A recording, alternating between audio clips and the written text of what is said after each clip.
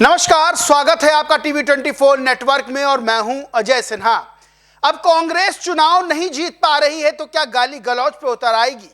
क्या प्रधानमंत्री नरेंद्र मोदी को गालियां दी जाएंगी? यानी कि राहुल गांधी क्या सिखा रहे हैं कांग्रेसियों को? राहुल गांधी देश के प्रधानमंत्री को, देश के गृह मंत्री को गद्दार कहते हैं। नरेंद्र मोदी को, अमित शाह को गद्दार कहते हैं, तो अब उनसे भी दो हाथ आगे बढ़ते हुए कथित तौर पर कांग्रेस के प्रदेश अध्यक्ष अजय राय एक ऐसा बयान देते हैं जो पूरे राजनीतिक गलियारों में चर्चा का विषय बन जाता है कि कांग्रेस क्या इस संस्कृति पर राजनीति करेगी? अजय राय कथित तौर पर प्रधानमंत्री नरेंद्र मोदी को गाली देते हैं।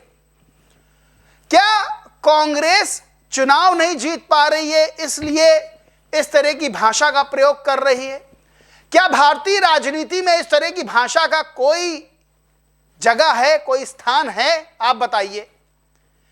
प्रधानमंत्री नरेंद्र मोदी से आप राजनीतिक विद्वेष रखिए। मैं कहता हूं कि कोई व्यक्ति राजनीतिक रूप से नहीं पसंद हो सकता है। मान लीजिए कांग्रेस के नेताओं को प्रधानमंत्री नरेंद्र मोदी नहीं पसंद है, वो अपना नेता प्रधानमंत्री के रूप में बैठाना चाहती है। अजय राय चाहते हैं कि राहुल गांधी प्रधानमंत्री के रूप में बैठ जाए, मल्लिकार्जुन खड़गे प्रधानमंत्री के रूप में बैठ जाए, खुद अजय राय गृह मंत्री बन जाए। लेकिन क्या एक वो व्यक्ति जिसे जनता ने चुना, वो तीसरी बार प्रधानमंत्री बना, तो उसके खिलाफ इस तरह के शब्दों का प्रयोग किया जाएगा? क्या राहुल गांधी ऐसे ही लोगों के मन में जगह बनाएंगे? क्या अजय राय ऐसे ही उत्तर प्रदेश में कांग्रेस की नैया पार लगाएंगे? राहुल गांधी जब कहते हैं कि प्रधानमंत्री नरेंद्र मोदी देशद्रोही हैं, गद्दार हैं, तो क्या उस जनता का वो अपमान नहीं करते हैं जो प्रधानमंत्री नरेंद्र मोदी को वोट देकर जिताती है? वो जनता जो प्रधानमंत्री के रूप में नरेंद्र मोदी को देखती है, देखना चाहती है, जिताती रही है, क्या उसका अपमान नहीं है?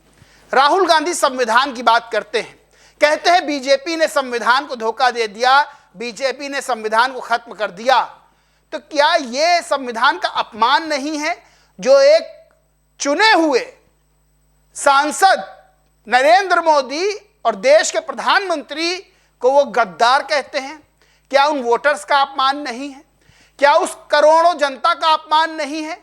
और जब उसका अपमान होगा, जब लोकतांत्रिक प्रक्रिया का अपमान होगा, जब लोकतांत्रिक प्रणाली का अपमान होगा, जब लोकतांत्रिक रूप से हुए चुनावों में चुने गए प्रतिनिधि का अपमान होगा, देश के प्रधानमंत्री का कथित तौर पर अपमान होगा, तो क्या संविधान का अपमान नहीं होगा? ये जवाब जनता मांग रही है कांग्रेस से। अजय राय ने जो कहा उसको लेकर अब सोशल मीडिया पर भी जंग छिड़ी हुई है, बहस छिड़ी हुई है। इससे पहले समाजवादी पार्टी के सांसद ने भी प्रधानमंत्री नरेंद्र मोदी के लिए किन शब्दों का प्रयोग किया था वो किसी से छुपा नहीं है। राहुल गांधी गद्दार कहते हैं, अजय राय उनसे दो हाथ आगे बढ़ जाते हैं। अब इसको लेकर चर्चा चल रही है और कांग्रेस के कोई नेता इसकी आलोचना भी नहीं कर रहे हैं। कांग्रेस के नेता क्या कहते हैं वो भी मैं आपको बताता हूं। इमरान मसूद हैं, सांसद हैं, अपने खूब बयानों को लेकर जाने जाते हैं। वो कहते हैं मैंने सुना नहीं क्या है क्या नहीं, लेकिन एफआईआर तो इनका काम है। अजय राय पे एफआईआर हो गई, होनी भी थी, क्योंकि आप जब प्रधानमंत्री के लिए इस तरह के शब्दों का प्रयोग करेंगे तो फिर एफआईआर होगी। अजय राय आप कह रहे हैं कि एआई जनरेटेड वीडियो है, बीजेपी वालों ने ही आवाज डाल दी है, मैं भी एफआईआर करवाऊंगा। आपको बताएं, अभी कुछ दिन पहले अजय राय बीमार थे। प्रधानमंत्री नरेंद्र मोदी ने उनके स्वास्थ्य लाभ की कामना के लिए बकायदा ट्वीट किया था। यानी अजय राय कोई सांसद नहीं है, अजय राय कोई विधायक नहीं है। अजय राय प्रधानमंत्री नरेंद्र मोदी के सामने चुनाव लड़ते हैं और अजय राय के लिए प्रधानमंत्री नरेंद्र मोदी ने अपने प्रतिद्वंदी के लिए स्वास्थ्य लाभ की कामना की थी। और दूसरी तरफ नरेंद्र मोदी को क्या मिला? मिला तो गाली। अमित मालवीय हैं, बीजेपी आईटी प्रमुख हैं, लिखते हैं कुछ दिन पहले जब UP PCC chief Ajay Rai अस्वस्थ थे तब प्रधानमंत्री नरेंद्र मोदी जी ने सार्वजनिक रूप से उनके शीघ्र स्वस्थ होने की कामना की थी, लेकिन आज वही अजय राय प्रधानमंत्री के खिलाफ अमर्यादित भाषा का इस्तेमाल करते कैमरे में कैद हुए।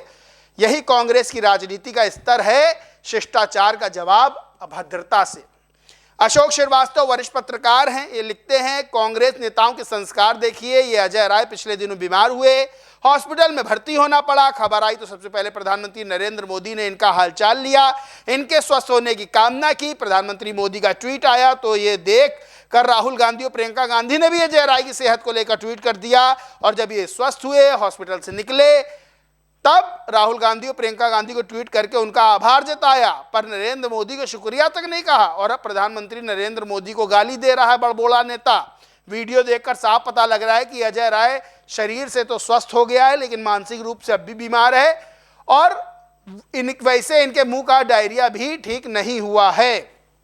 बालियान नाम के ट्विटर यूजर हैं, क्या लिखते हैं, बड़ा गौर कीजिएगा। लिखते हैं, कल जब योगी जी ने भारत के प्रधानमंत्री का अपमान करने पर अजय राय पर ट्वीट किया था, तभी समझ आ गया था इनका समय अब समाप्त हुआ। यूपी में एफआईआर हो चुकी है, अब इनकी वही जाएगी जो ये अपने बयान में बक रहे थे। इस केस से कड़ा मैसेज देने की शुरुआत हो।